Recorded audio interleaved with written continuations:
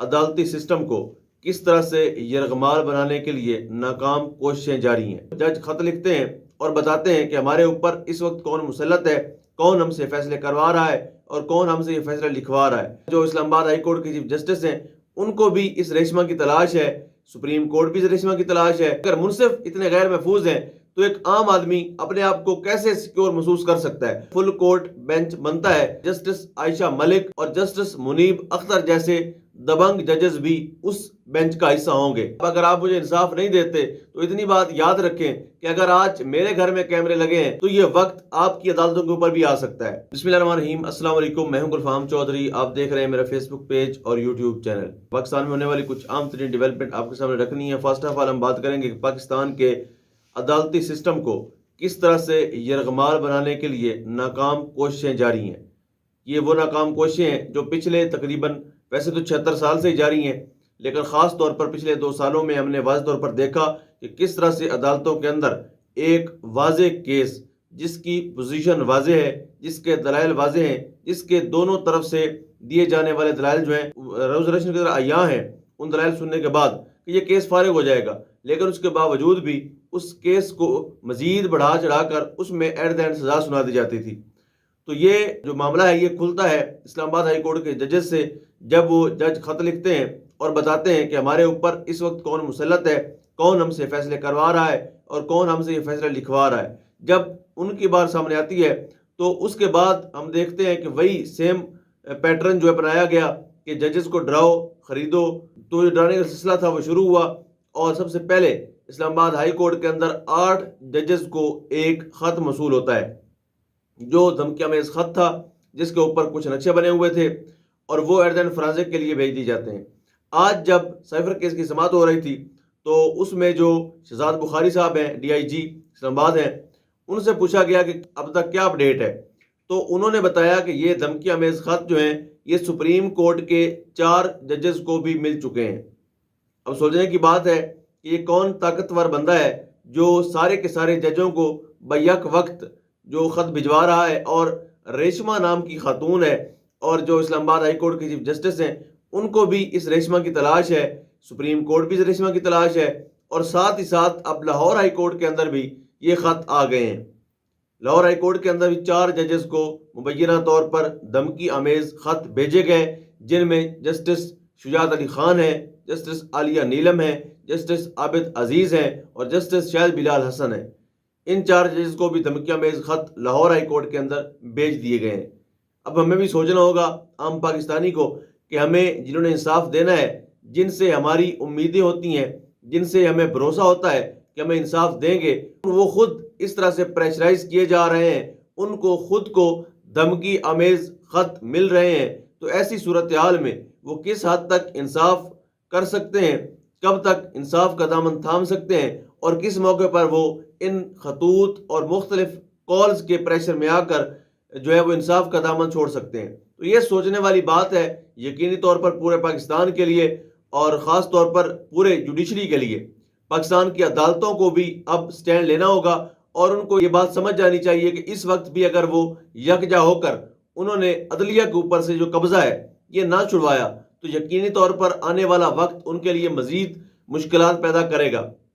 No doubt کہ جب عرشہ شریف صاحب یہ فرماتے ہوتے تھے کہ لگے گی آگ تو آئیں گے گھر کے ہی زد میں، یہاں صرف ہمارا مکان تھوڑی ہے، جب ان کے ساتھ یہ ہو رہا تھا، جب اعظم سواتی کے ساتھ، خاص طور پر جب اعظم سواتی کے کپڑے اتارے گئے تو انہوں نے ایک وارننگ دی تھی، انہوں نے کہا تھا کہ چیف جسٹس صاحب اگر آپ مجھے انصاف نہیں دیتے تو اتنی بات یاد رکھیں کہ اگر آج میرے گھر میں کیمرے لگے ہیں، اگر آج میری عزت تار تار کی گئی ہے تو یہ وقت آپ کی عدالتوں کے اوپر بھی آ سکتا ہے۔ اور ہم نے دیکھا کس طرح سے ججز نے اپنے منہ سے یہ اظہار کیا، کس طرح سے انہوں نے خط کے ذریعے سے پوری قوم کو آگاہ کیا، پہلے چیف جسٹس اسلام آباد ہائی کورٹ کو آگاہ کیا، چیف جسٹس سپریم کورٹ کو آگاہ کیا، اس کے بعد ایک عام آدمی کو بتایا کہ اس ملک میں جو منصف ہے وہ کتنا محفوظ ہے۔ تو اب خود سوچیں کہ اگر منصف اتنے غیر محفوظ ہیں تو ایک عام آدمی اپنے آپ کو کیسے سیکیور محسوس کر سکتا ہے۔ اس کے بعد جو سپریم کورٹ کے اندر بھی ہیئرنگ تھی وہ جاری رہی، اور 7 رکنی بینچ جس میں قاضی فائز عیسیٰ ہیں، منصور علی شاہ ہیں، جسٹس جمال مندوخیل ہیں، جسٹس یحییٰ آفریدی ہیں، جسٹس اطہر امین اللہ ہیں، جسٹس مسرت ہلالی صاحبہ ہیں اور نعیم اختر افغان ہیں۔ یہ 7 رکنی بینچ ہے، اور انہوں نے مزید چیف جسٹس نے کہا کہ ہم عدلیہ کی آزادی اور خود مختاری پر کمپرومائز نہیں کریں گے، ہم فل کورٹ بینچ بھی بنائیں گے۔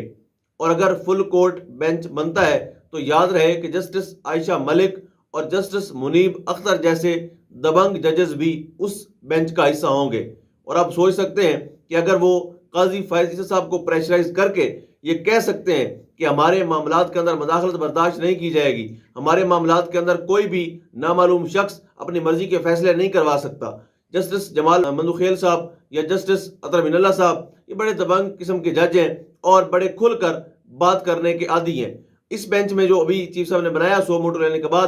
اس میں انہوں نے جسٹس منیب اختر اور جسٹس عائشہ ملک کو شامل نہیں کیا، لیکن اگر فل کورٹ بینچ بنتا ہے تو اس میں یقینی طور پر وہ بھی موجود ہوں گے، جو کہ ایک اچھی خبر ہوگی۔ اور جب ان جیسے دبنگ ججز بیٹھ کر سنیں گے تو لگتا ہے being a Pakistani, being a journalist, مجھے ایک ہوپ ہے اپنی سپریم کورٹ آف پاکستان سے کہ شاید وہ اپنی آزادی کی آخری جنگ جو ہے، جب 6 ججز نے اعلان بغاوت کیا اور واضح طور پر بتایا کہ کون ہم سے فیصلے کرواتا ہے، ایسی سچویشن کے اندر اپنی آزادی کی جنگ ہماری عدالتیں لڑیں گی، اور نہ صرف لڑیں گی بلکہ جس طرح سے وکلاء ان کے شانہ بشانہ کھڑے ہیں، اور ساتھ ہی ساتھ پوری قوم جس طرح سٹینڈ لے چکی ہے اس وقت اور اس وقت میں فرق یہ ہے کہ وہ وقت تھا جب ججز ایسی بات کرتے تھے لیکن قومی حمایت ان کو شاید اس طرح سے حاصل نہیں تھی جس طرح سے ایکسپیکٹ کی جانی چاہیے تھی یا لوگ وہ کرتے تھے۔ اب عوام کی جو سپورٹ ہے وہ ججز سے زیادہ پہلے ہی ان کے ساتھ ہے، یعنی پہلے ہی لوگ جو ہیں وہ ججز کے سٹینڈ لینے سے پہلے ہی سٹینڈ لے چکے ہیں، ججز کے 100 موٹو لینے سے پہلے ہی 100 موٹو لے چکے ہیں۔ یعنی آج جب ایک پریس کانفرنس کر رہے تھے ہمارے صاحب، انہوں نے کہا کہ لاہور ہائی کورٹ نے آئی جی پنجاب سے جواب طلب کیا کہ بتایا جائے کہ ہمارے پر کتنے مقدمات ہیں۔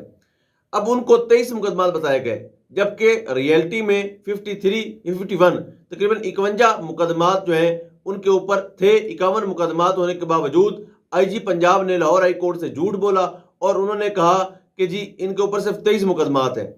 تو تمغہ امتیاز ایسے نہیں مل جاتے، اس کے لیے بڑی مشقت کرنی پڑتی ہے، پنجاب کو عوام کو ٹارچر کرنا پڑتا ہے، ان کے چادر چار دیواری کا تقدس پامال کرنا پڑتا ہے، ان کی عزتیں تار تار کرنی پڑتی ہیں، ان کی بیٹیوں کے جہیز تک اٹھا کے لے جانے پڑتے ہیں، ان کے بیٹیوں اور بچیوں کے ساتھ شدید بدتمیزی کرنی پڑتی ہے، بے گناہ لوگوں کو مہینوں مہینوں جیل میں گھسیٹنا پڑتا ہے اور سہولت کاری کرنی پڑتی ہے، اس کے بعد آپ کو یہ ایوارڈ ملتا ہے۔ تو آئی جی پنجاب صاحب کو بھی یقینی طور پر انہی خدمات کے پیش نظر ایوارڈ بھی ملا، اور ہمارے صاحب نے یہ واضح طور پر کہا کہ اس کے اوپر توہین عدالت لگنی چاہیے۔ اب سوچنا یہ ہے کہ ایک عام آئی جی، ایک عام آفیسر اگر عدالتوں کے احکامات کو اس طرح سے پاؤں میں روند رہا ہے تو جو بڑے ہیں، جو نظر بھی نہیں آتے، یا وہ بڑے ہیں جو ان سے اوپر بڑے ہیں، تو وہ عدالتوں کو کس نظر سے دیکھتے ہوں گے یا ان کے سامنے عدالتوں کی کتنی وقت ہوگی وہ آپ اندازہ لگا سکتے ہیں کہ ایک آئی جی پنجاب جس کو حکم دیا جاتا ہے کہ چودھری پرویز الہی کو گھر جا کے چھوڑ کے ہیں، یعنی آئی جی پنجاب کی پولیس کو، تو وہ رستے میں گرفتار کروا دیتے ہیں، رستے میں اسلام آباد پولیس چھین کے لے جاتی ہے اور انتہائی بدتمیزی کے ساتھ ایک بزرگ بندے کو اٹھا کے لے جاتے ہیں، ان سے پوچھنے والا کوئی نہیں ہے۔ مینڈیٹ چوری کیسز کو دیکھ لیں، اس کے اندر خود پولیس اہلکار جو ہیں وہ اس میں شریک ملزم ہیں۔ ابھی ڈاکٹر یاسمین راشد صاحبہ نے آج بات کی، وہاں پر جب ATC میں پیش کیا گیا ان کو، انہوں نے بتایا کہ جو MNA جنہوں نے ووٹ کاسٹ کیا ہے وہ خود جیلی مینڈیٹ کے ذریعے MNA بنے ہیں، تو جو خود جیلی مینڈیٹ کے ذریعے MNA بنا ہے اس کے ووٹ کی کیا اہمیت ہوگی۔ آخر میں بات کر لیتے ہیں مریم نواز صاحبہ کے حوالے سے۔ مہر شرافت نے درخواست دائر کی ہے اور انہوں نے یہ کہا ہے لاہور ہائی کورٹ کو کہ جو باقی ہر حلقے کے فارم اپلوڈ کر دیے گئے ہیں، لیکن مریم نواز صاحبہ جو اس سسٹم کی لاڈلی ہیں ان کے حلقے کے اب تک فارم 45 47 اپلوڈ نہیں کیے گئے، اور تصدیق شدہ فارم 45 مہر شرافت کے پاس موجود ہے جس کے مطابق مریم نواز صاحبہ ہار چکی ہیں، لیکن ان کو نہ صرف جتوایا گیا بلکہ وزیر اعلیٰ تک بھی بنوا دیا گیا۔ اب دیکھتے ہیں کہ لاہور ہائی کورٹ اس میں آزادانہ فیصلہ کرتے ہوئے کس حد تک مہر شرافت کو انصاف لے کے دینے میں کامیاب ہو پاتا ہے، یا دوبارہ سے اس کیس کو بھی انہی فائلوں کی نظر کر دیا جاتا ہے جو سالہ سال سے پینڈنگ پڑی ہیں۔ اللہ پاک وطن عزیز کا حامی و ناصر ہو۔ پاکستان زندہ باد۔